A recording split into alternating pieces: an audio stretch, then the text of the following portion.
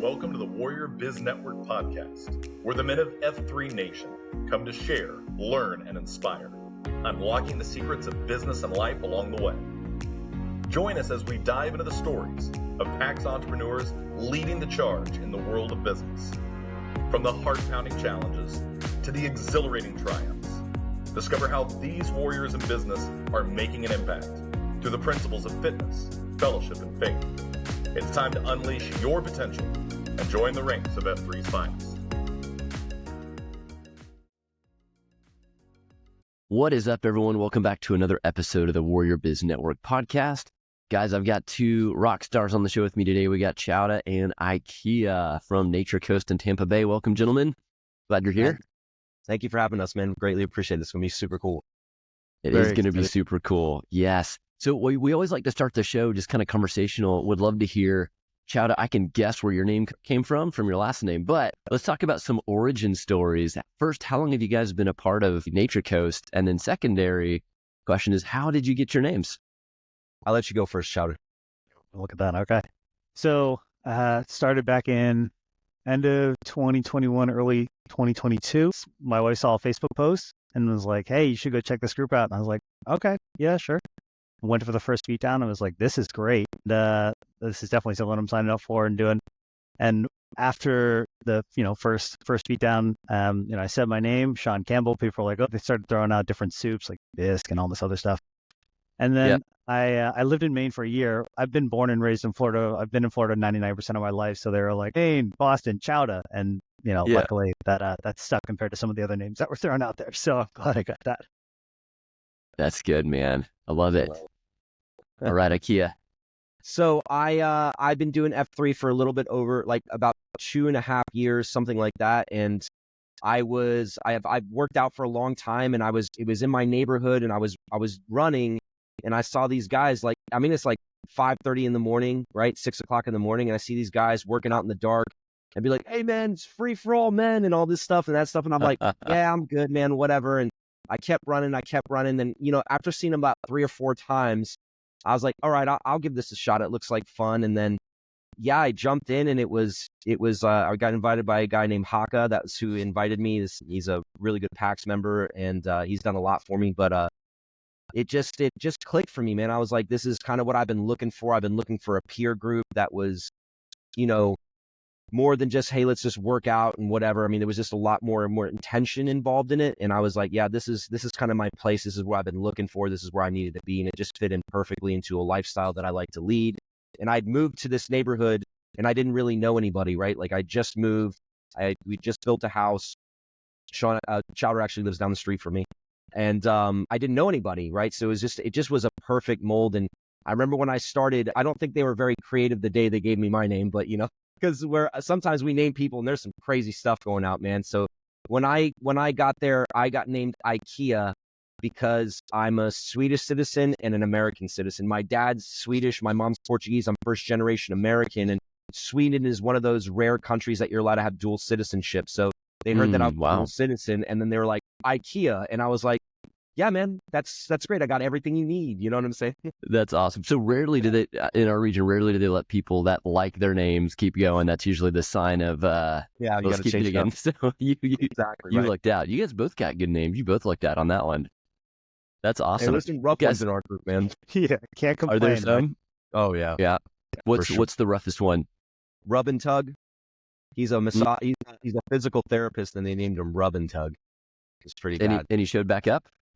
Yeah, well, he showed back up for about 1.5 years, but some guys that come on, they come off, and some stuff. And we had another one named Fairy because he lost his tooth, so they were like, let's name him Fairy.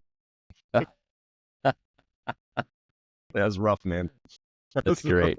It's a funny balance because some guys can take it and embrace it. I mean, I've got a princess name, but I ran with it and had fun with it. Yeah. But it's definitely the fine line of we want them to like it enough to come back, but it's got to be a little bit of a sucker punch. Exactly, right? It's got to be a little bit, because it's like military based, right? Like you never really get a nickname that's like, no one's going to call you like Hawkmaster or something like that. Like some people have names like that. I go to some of these PAX members, man, their name like, Spartacus and like, Ides and all this like I'm like, dang man, you like Maverick, and I'm like, you guys, where are you getting these names from, dude? Like, this is you guys got these amazing names. You come by us. We got Nancy and we got Dollhouse and like, you know what I'm saying? Like Hamburger, like, you know what I mean? I'm like, wow, okay, all right.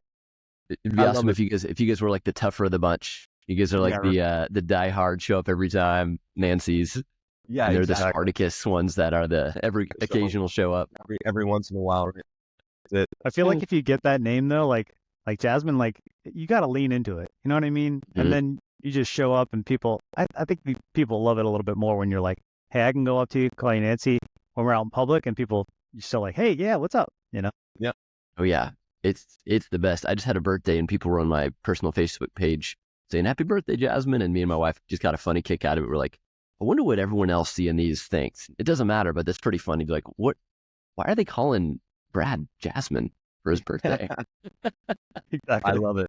Or it's like when you bring your wife to an event, and then your wife's like, and you're like, oh, this is Hitchhiker, and what's your real name? Then I'm like, I don't know what his real name is. This is Hooker. This is Rub and Tug. Like, it's like, we don't know the real names sometimes. You know? Even if it's in the circle, you do it at the end, but it's still like, pretty beat down and blown by then, man. So it's like, just know the name. And that's just how you know the guys. Like I still probably like you guys, I still don't know, probably 40-50% of the guys' real names, and I don't care to. Like, just our code of communication. It makes the culture fun. Exactly. Well, guys, let's jump into business. I would love for you just to tell everyone a little bit about the business you're in and how you got started in it. Great. I'll leave it an open book for you guys to kick us off. Yeah. So I've been running an insurance agency for about 5 years now, but I've been in the insurance industry for 22. So when I got out of the Marine Corps, I kind of bounced around to some, I was like a butcher and I sold cars, and I got out of the Marine Corps, and like a lot of people getting out of service, you get a separation anxiety, right? Like you kind of know that you're supposed to be doing something because you've been doing something purposeful for years, and you've been told what to do, how to do, when to do. And I kind of found myself in a position where I was like, now I'm out. No one gave me a playbook. And I got out in 2002. I was like, no one really gave me a playbook on what to do next, right? Outside of like, this is what a check looks like, and this is how you write money in the check and how to sign a check. But they didn't really teach you much other than that. I mean, literally, there was no. So I kind of just was looking for purpose, and I found myself getting into insurance and then finding a lot of purpose there in helping people. And it really clicked for me. And, I've been doing it now for almost 22 years. November will be 22 years. And it's health, life products. And it's just been, I've been able to service tens of thousands of people, save millions of dollars for people. And it's just been, it's been amazing, man. It's just a lot of success from it. And then about 5 years ago, I said, hey, I want to pay this forward, and I want to bring up the next generation of brokers and agents and kind of train them and teach them, the ways of how you should be doing this to where you can live a fulfilled life and not be super stressed out.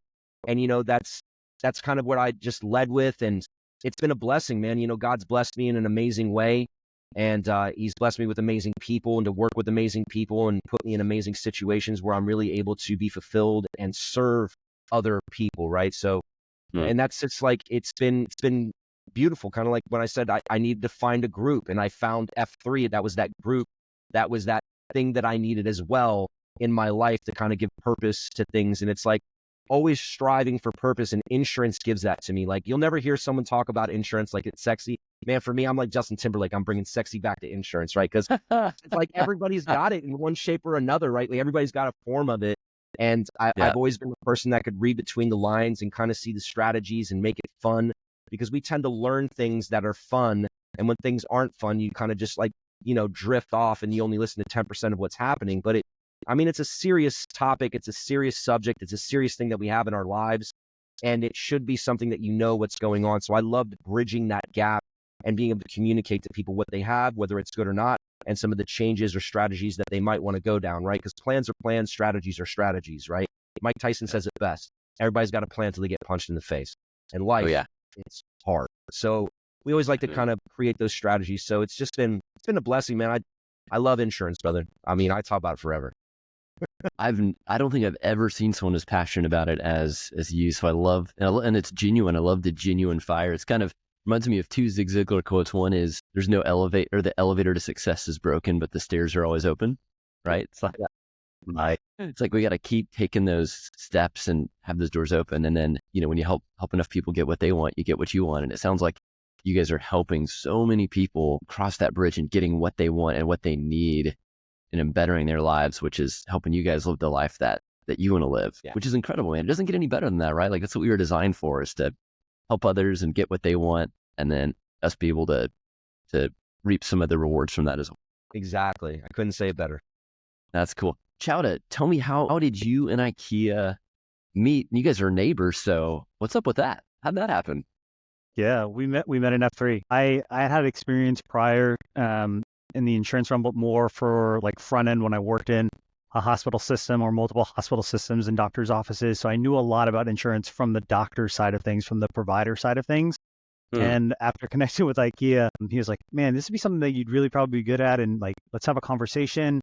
And to the point of like F3 in general, the idea of having a larger impact on the community overall, and the community that can help build up like slowly over time and help others in one way or another. There's a lot of things that when I started working out at F3, meeting IKEA and the group overall, the idea of not just doing this for myself, but doing this for your fellow man, and the ability to step up and show someone how to do something or help them through a difficult time, whether it be professionally, career-wise with insurance, or through F3, was something that I really gravitated towards. And I mean, you hear the passion in IKEA's voice, like it's hard not to follow someone with that much passion. And, we just connected, and ever since then, just having a great time. That's great. So I'm curious for you guys, being a part of it and seeing the culture there and how we're, accelerating fitness, fellowship, faith. How have some of those values and some of the things that you're doing at F3 maybe spilled over into your business, or where do you see some overlays on the mission of F3 and then the mission of your insurance business? So I kind of had a lot of the culture already in my own personal life that F3 instills, but it really solidified. I would say I became more brave with what I was doing, right? So I used to hire anybody. I'd be like, yeah, hire anybody, everybody, whatever. You got sales experience, you got health insurance experience. Let me bring you on. Let me be a 90-day nesting period, all that stuff. And then, after being in F3 for a while, and then being like, looking at the stuff that really mattered, right? And I think the whole premise of faith, fitness, and fellowship, right, is something that's huge, and it literally became my hiring process. So now when I interview people, I'm like, what's your faith? Like, I don't care what religion you are. What's your faith? Faith is the action of, right? And the action of belief behind discipline. Are you disciplined in your faith? Because there's a difference between, hey, I know this person, I know Jesus, I know Allah, I know Krishna, I know Buddha, whatever. You may know him, but do you really know him? Unless you live with him, you don't know him, right? So if you have kids, like I have a daughter, right? I have an older daughter, 25 years old. Dad, I'm going to get married to this guy. Okay, but do you know him? Well, no. I mean, we know each other. We've known each other for 2 years. So you don't live with him. How do you know him, right? Like, I would never approve that marriage, right? There's no way, because you don't know him. So I think that there's a huge discipline that comes in with faith at just a standard point. And then the ability to produce on fitness, right? Not at first, at least, wakes up in the morning at 4 o'clock in the morning, 5 o'clock in the morning, and says, you know what I really want to do? I want to go outside, rain, shine, storms, wet, cold, hot. I just want to go outside and work out for 45 minutes to an hour. That's what I really want to do. In fact, I'm going to bed so excited that I can't even sleep, because I can't wait to only get 6 hours of sleep, 7 hours of sleep to wake up and go do this. Most people don't do that.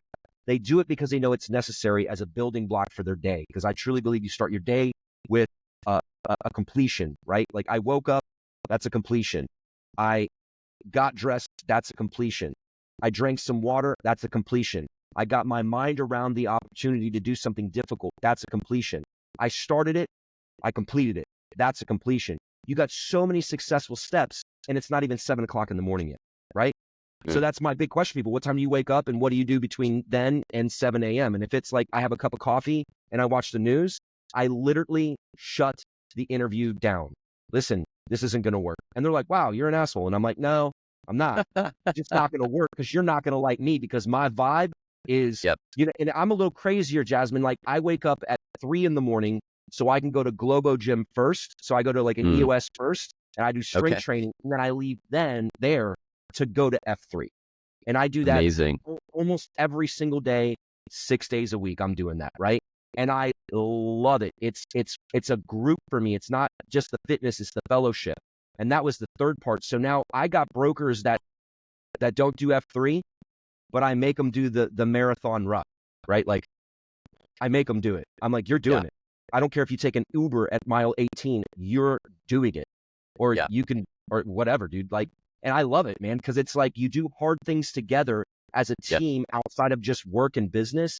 It builds a foundation of discipline that's relentless, man. So it's become my hiring practice. It's been my bonding practice is like, hey, let's do tough stuff together. Let's hike up a mountain. Let's go for a triathlon. Let's do the Spartan games. Let's go do the Patriot games. Let's go do something that challenges us physically and mentally and brings us closer together, not just to God, but to our fellow man. So we can be better leaders, right? So like you learn that in church, it's the language that you speak, but it's also how you carry yourself.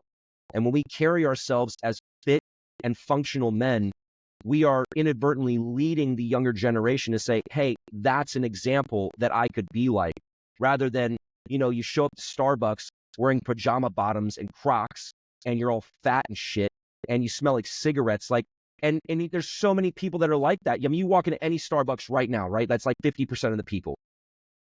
We're like, hey, that guy could be a millionaire on YouTube. What does that mean? Like, but look at him, right? He doesn't carry himself, doesn't shave his face or comb his hair or whatever, right? So I think that F3 kind of builds that inadvertently around you to make other men strong, right? Leave no one behind. Iron sharpens iron, man. It's like a true, once you lean into, you got to lean into it though. When you lean into it, it changes everything that you're doing. And you start to, how you do one thing is how you do everything, right? And it's been a huge influence for me and a reminder of, holy smokes, there's other people as psycho as me out there that are doing this stuff, man.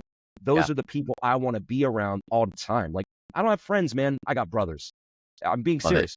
I don't have friends. I got brothers. And the majority of them are from F3. And when I meet people at church group, I'm like, hey, man, you know what you need to do?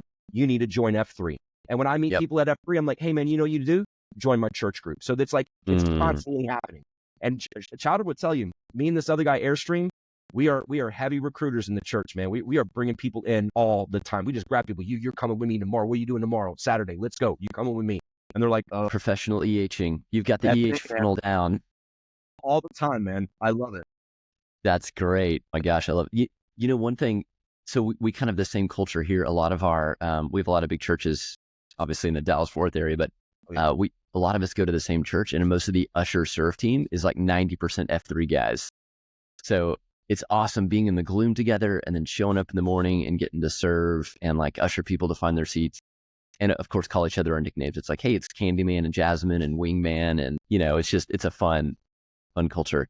But so IKEA, tell me this, for guys listening that are inspired by what you're saying, kind of you flip this spark and they're thinking, how can I start to take the steps to create that sort of polarizing culture of, for people on my team, I also want you to be disciplined and do hard things. Was there a moment that everything changed for you and you started asking those questions, or has that always kind of been a part of your process before F3? No, it happened when I became brave enough to start a faith-based business. So I changed my business over to being a faith-based business. A lot of business consultants were like, don't do that, man. You're going to alienate people. I said, I don't think I'm going to alienate people. And if I do, whatever, I don't want to do business with them anyways, because I want to create relationships within my company. But I think that's really where the turning point was, is that where I was surrounded by these people all the time, and a big one being Chowder and another guy named Airstream. And just really telling me like, hey, man, maybe you should do this. Like, maybe that's the thing that you should be doing. And that's who we should be bringing in the group, because then it's just that you can bring somebody in to where you can effectively have them be disciplined in their faith and be disciplined with their fitness. Everything else is going to fall into place. You don't have to worry like, hey, is that guy ever going to have a bad day at work? Because we're in sales, right? Sometimes things don't go the way you want it to go. Is he going to have a bad day at work and then completely break down and start blaming everybody around him and go into a dark hole, into denial, and being like, I've got no responsibility here. It's everybody else's fault. This is happening to me, not for me, right? But when you have that discipline, things happen for you. They don't happen to you. You find the glimmer and the faith and the beauty in everything that's going on, whether it's good or bad. You just get tougher, man, right? So you're like, man, I want to get into the storm. put me in the suck. You know what I mean? Like, put me in the gloom of life. I'm good. That's where I operate. That's where I start my morning. That's where I live. I'm good to go. I can live in that. Wet, cold, it don't matter. I'm ready to go. I'm going to stay focused, and I'm going to get her after I need to, because it's not just for me. It's not just for my family. It's for my community. It's for the stature of leadership. So I think that in all men, we all have an inert ability inside of us, or really an inert desire to want to lead other men and want to be an example for other men. But you just got to be. That's the first part. You have to be that example. Do hard shit and talk about it. Talk about it. People are going to be like, you're crazy. I'm not crazy. This is normal. I got 25 other dudes that do it with me. I promise you it's not crazy. And you start doing Go Ruck events and it gets real crazy. And then you're like, now I got 100 dudes that are doing this stuff with me too, because it bleeds all over. Me and Chowdah do a lot of Go Ruck events, and we are recruiting nonstop at those things. We show up, and we've got PAX members from all different kind of regions showing up. Well, the last one we did, I think there was 20 of us. Wow. More than half of the people doing the Go Ruck Tough, and it was for D-Day. And it was brutal. And we were killing it, man. We were killing it, all F3 guys. And it was amazing. We had all our patches on. We're all calling us. And people were like, what is happening here? Like, you got to join F3. You got to join F3. You got to join F3. You got to join F3. And it was just this beautiful thing that happened, so symbiotic. So I really think that, just being around great guys that were so supportive and so clear on their goals and open to discussing what their problems were, not for the sake of being like, hey, I need someone on my side to be like, yeah, you're right. Life is so tough, dude. You should just give it in. Really giving criticism in a way that was constructive, but also destructive at the same time, meaning breaking down your bullshit so that you could focus on what really matters, your family, your faith, and what's going on with your buddies, like how you can grow together. So I thought that was just for me. IKEA's on fire. Do you have your own podcast? I do. IKEA. Okay, not surprising. What's the name of your podcast? Apex Edge. It's a broker to broker kind of peer to peer podcast for insurance guys. Yeah, not shocking. I'm glad you do. It's it's kind of that idea, and there's many variations of it, but it's don't ask for things to be easier. Ask for the challenges and be better. I think so many of us in this culture, everyone's going to like easy and comfort and complaining, and it's like ask for hard, ask for challenges, and get better and be better, because that makes us stronger. And I mean, that's biblical, right? It's God puts us through these challenges and these tests so we can get stronger every single day. And the more that we push into how do we seek comfort, the more weak we're going to be. And we're not going to be those strong apex, the men that God's created us to be leaders of men and leaders of our family, that are just being soft couch potatoes. Yeah. The Starbucks persona you painted earlier. Don't be that guy. Don't be that guy. Absolutely not. That's awesome. The other day, Chowdah, what do you think? I was going to say, the other day, IKEA was mentioning this is like, right, and I think this was from David Goggins, but like when you go to meet your maker, right, that person's going to have a list of like, who are you supposed to be, and did you do these things? You were supposed to do this. You were supposed to this. Like, did you just sit on your ass, or did you go out there and challenge yourself? And I look back at a lot of like when I was a teenager and thought like nowadays how I operate and what I do, I look back not necessarily to regret like I should have done this, but realized I had so much more opportunity and where I could have pushed myself harder and done harder things instead of relying on comfort and not challenging myself, that I can't not do that now. There's too much on the line in relation to the lifespan, right? Who knows when you're going to go, and providing for my family and making an impact on the community in general. Like when it comes to F3, right? It's one thing there's about thinking about how you can impact, improve yourself, right? And then that improvement showcases to your family and other people, and they take recognition of that and say, hey, like maybe I need to do something. And it's not something you intentionally did to show off to somebody else, but they see you, that you're leading as that example. And then from there, that has a larger impact for how other individuals see those people that you impacted, and so on and so forth, to have that larger effect.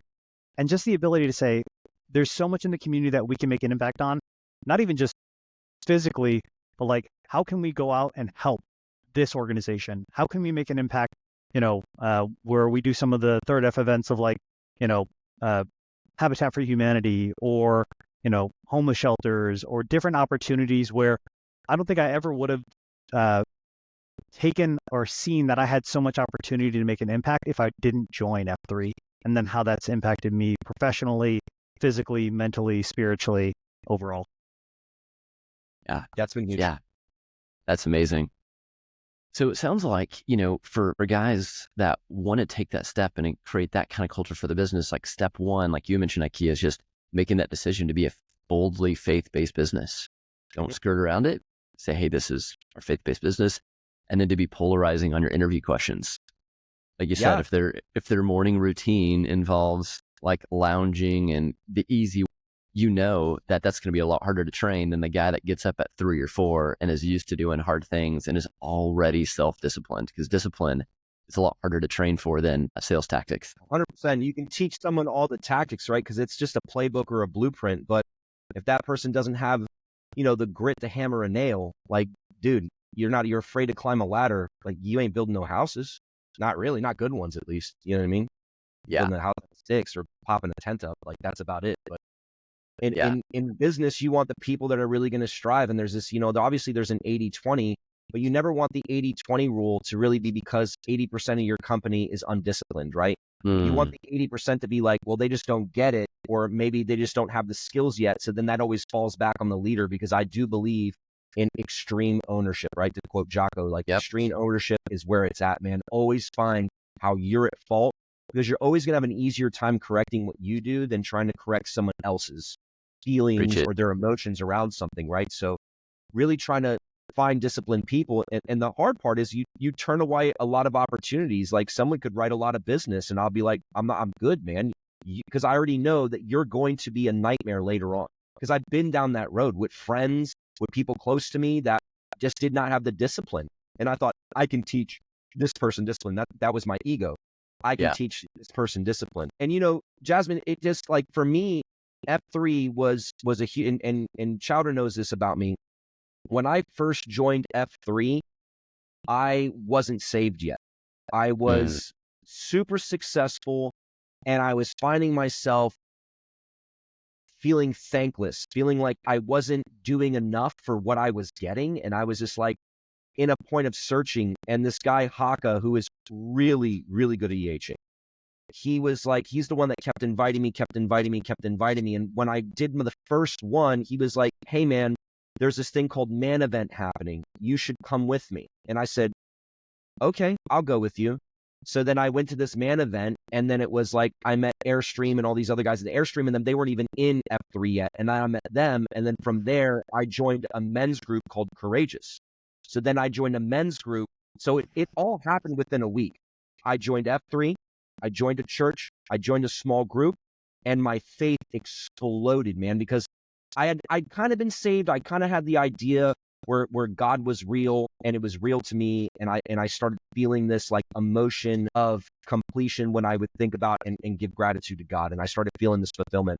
But it wasn't until I was in F3 that it got structured, and it became a plan. It became a blueprint of my life, because then I was like, okay, how do I avoid the spiritual warfare?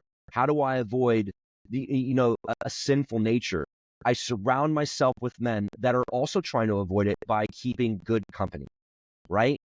And from that to today, I look at it as my responsibility isn't just to bring people to F3, but it's my responsibility to bring people to Christ, as in discipleship. So if I can find someone that's got faith, they've got fitness, and they got fellowship, it's easier for me to let them know, hey, brother, it's okay to be Christ-led. It is okay to be faith-led. It is okay to tell other people who you believe in and why you believe in it. And it's okay to lead like that. And that makes us stronger Christians. That makes us stronger men and stronger leaders in a world where maybe that's become taboo, which is crazy to me. Either the world's largest or second largest religion in the world is now a taboo subject, right? You can't say it in schools, can't say it in schools, can't do this, can't do that. And it's nuts to me. So F3 just opened that, again, made me braver and more courageous with what really matters, and to be able to kind of instill that in people, because, Chowdah's a Catholic and I'm a non-dom, right? So there's things that we agree on, things that we don't agree on, but we agree on one thing, is discipline and faith. And I tell you, Catholics are really disciplined in faith when they're real Catholics, right? When they're actually doing all the stuff. That stuff is hard, man. You know what I'm saying? Without a doubt. I know Hasidic Jews. They're not Christians, but geez, I don't envy it, but I respect it. The Orthodox and Hasidic Jews, man, they have so much discipline. Islam, right? Muslims. The discipline of Muslims on a worldwide scale. How many Muslims are praying 4 times a day? Probably like 98% of them. Sean, how many Catholics do you think, or Chowdah, how many Catholics do you think are doing confession? Yeah. And going to Sunday Mass on a regular basis?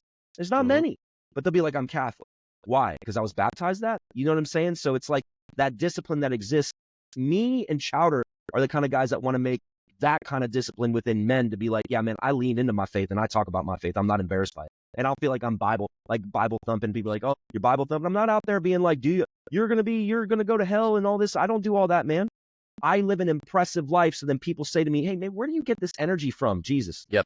That's where I get it from. And they're like, what? Yep. And I'm like, yep, let me show you. That's so good, man. I've done the same where I found, I run a marketing agency and I do all the sales stuff here too. I love it. But, meeting with a lot of my prospects, most of the time I'll end up inviting them to F3 first, because I know if they can't hang with me and get up early and do these hard things, they're probably not going to be a great client for me.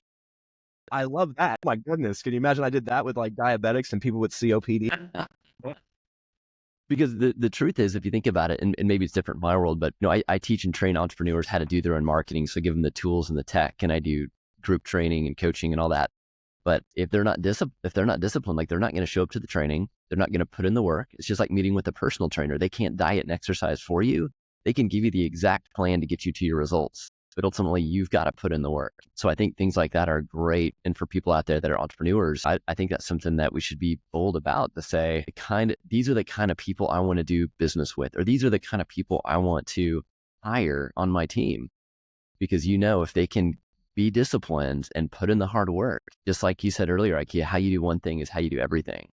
Yeah. So you don't want the person that's going to be lazy and promises you like, hey, when I get this, then I'll do this. Because that's not how it works, right? The farmer doesn't pray to God, say, God, if you please let all my crops give full production, I promise to actually plant next year. Like, that's not how it works. Right. Exactly. You got to do the hard stuff now for the rewards and the fruit later. I love that you do. I feel like you do that for your team you're hiring. I do that for the clients that I'm bringing on. And I think that culture of, discipline, doing hard things and proving it is such a great indicator of how successful they're going to be in sales, how successful they're going to be as a client, as a team member, any of those things. I love that you guys are doing that. So what does the future look like for the company? Are you guys continuing to hire staff? Or are you trying to keep it small? What does scale look like? So like right now we're entering into our season where insurance, like on the health insurance side, Medicare and like Obamacare, ACA stuff is kind of coming to fruition. That kind of starts right around October.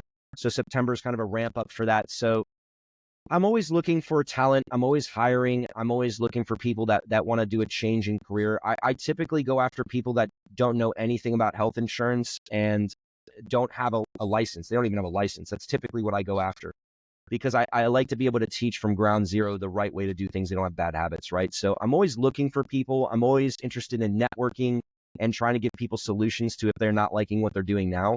But as in mass hiring, I'm done with that, right? Because you get that 80-20 spill. You end up spending so much energy on people that you shouldn't spend energy on, and then you neglect the ones that you should be spending energy on, right? So, yep. I think for us, we've got a pretty steady hiring process. And yeah, I mean, I definitely want to grow the company. I mean, we're in a lot of states, we're in a lot of areas. We all work remotely. You can work over the phone, over the internet. We do a lot of that stuff as well. But I think in growth wise, yeah, we're always looking to expand. I'm trying to find more like-minded people that are wanting to work somewhere where it's like all of my facets can be fed, right? Because I think that in most people, when we have a job, we look at the area of finance, right? That's the goal of whether you're successful or not. Like, how much money do I make, right? Well, money's great, but how much time did you spend with your wife last week, right? How much time did you spend with your kids last week, right? And I don't mean sitting on the couch, flipping through Instagram, while they watch cartoons. Because I get that too. Guys are like, oh, man, all weekend with the kids, man. I said, what'd you do? What'd you guys do? Well, we did some stuff. I said, okay, there's 24 hours in a day. What did you do? Right? And 8 of those hours you were on your phone, right? I'll even call people out. Let me see your phone. Let me see your FaceTime. Let me see how much time you spend on your screen time. You know what I'm saying? You got 25 hours on Instagram, brother. Like, how much time did you really spend with your kid? Because you're either doing that at work or you're doing that with your kid. And either way, it's unacceptable, right? Because I really feel like if you work somewhere where there's a culture where people feel fed, not just financially to where they can reach that success, but they understand that if it's not happening with their finances or how much they're selling, they can shift gears and go serve their wife or serve their children or serve their community or serve God and get 1% better every day. And better is better. And that stuff bleeds out. I like to say it's like your hand, right? You got your money, you've got your spirituality, you've got your mental health, you've got your family, you've got your community, right? You got your fitness and all that stuff, however you want to do it. And you can strengthen all these things, but they all work as one, right? It's that they all work as one. But you got to know that when you're hitting a wall somewhere, don't keep banging that wall. Just shift your focus over to somewhere else where you can grow 1% better. And it all evens out at the end. It all comes back to your discipline. It all comes back to that foundational belief in yourself that, hey, man, I'm moving forward no matter what. And that's a real powerful thing. I think that what we want to push forward to people that are, especially that are trying to get into an industry where they can be super successful and lead a fulfilled life.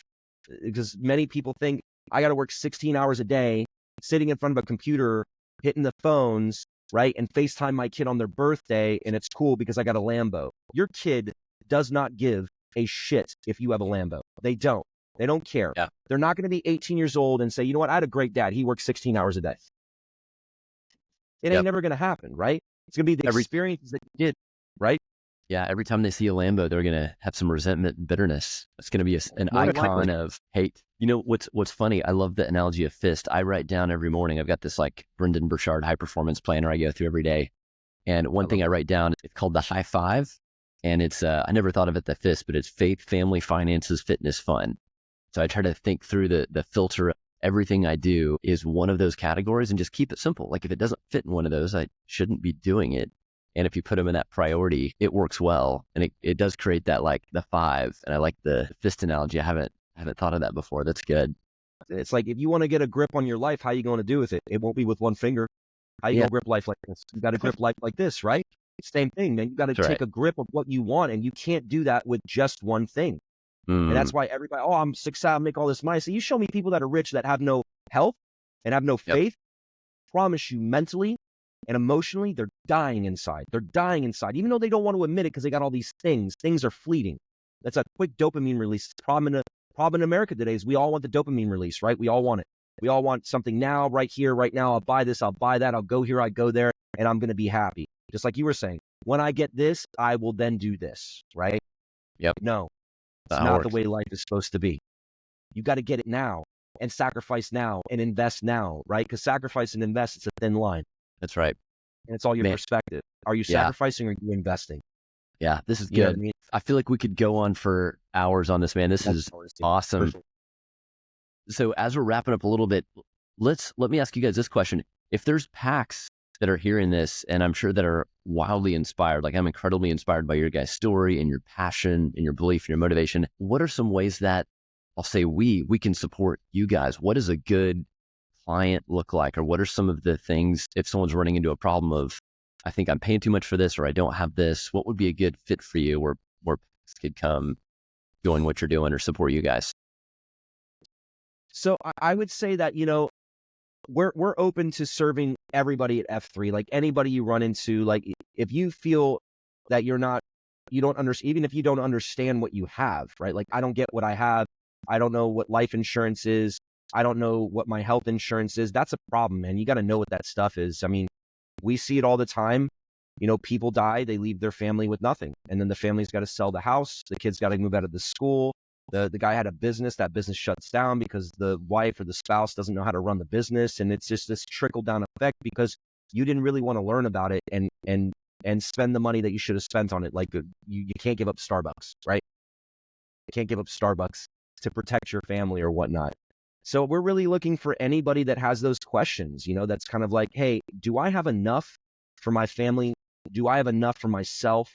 do I really understand this subject of insurance? Because insurance is an amazing vehicle, not just to keep yourself healthy and keep you out of the hospital and stuff like that, but it's a risk mitigation tool, right? For taxes, a risk mitigation tool from downturns in the market. There's a lot of ways that you can use health insurance, life insurance to improve your life or improve your kids' life. So it really gets in depth. And I would just say, reach out to us, reach out to Chowdah, reach out to me. And it's not hard to do it. It's really simple. You just find us on Facebook. You can find us on Instagram. You can DM me, go to the Apex Edge podcast. You can go to our website. There's a million different ways to do it, right? So that's really anybody and everybody. I know that's weird, right? But I prefer to deal with people that are like-minded. And I know that we're speaking to a community of like-minded people. So people in F3 are my ideal avatar. Family, Love it. faith, right? Fellowship, fitness, and faith. Like when you have those things, you're going to love being here because that's what I talk about. And that's what I live. And you can see all that very transparent on what I do. So, man, that is killer. I love it. So what is the best way if someone wanted to start a conversation with you guys? I know you mentioned like Instagram, Facebook. What is the best path forward if someone says, yes, I do want to have a conversation, make sure I can take care of my family? What do you think would be the next logical step for them to take with you guys? I think probably maybe just hitting us up on social media would probably be the easiest way for anybody, because then they can kind of see what we're all about. Like, so my personal handle is just FT Lunds, like FTLUNDS. That's my Instagram. That would probably be the easiest one to do. Or ProCare Consulting. That's the name of the company, ProCare Consulting. And then Sean, you can give your stuff, man. I actually don't know my Instagram handle because that's how little. You just do ProCare Consulting and ask for Sean. Go to ProCare Consulting because that's going to be the easiest way. Or find me on the F3 Nation page. You'll always see them tagging me in a downrange when someone's coming over to this way. So happy to coordinate information. DM me via the Nation page. Man, I want to come down there and get after it with you guys. Go to a beat down together. Please do. You should. We're doing a 31-mile ruck. I'm doing it. Sean, you're doing some of it, right? I might do some of it. That's on the 31-mile ruck next weekend. It'll be super fun. Oh, that's awesome. I signed up for a miler in January. That's awesome. We're doing a 50K run and then a 100K run this year. So we got and I think we're doing a 100-miler next year. We started watching all the crazy ultra runners, and it planted a little seed of impossibility inside of us to make it possible. So you guys do your rucking, we'll do our running. I keep doing the hard things. We have a rough run club. Yeah, it's like the separation. We have a rough run club on the same day on Fridays. Oh, that's cool. I love it. Yeah, I love it.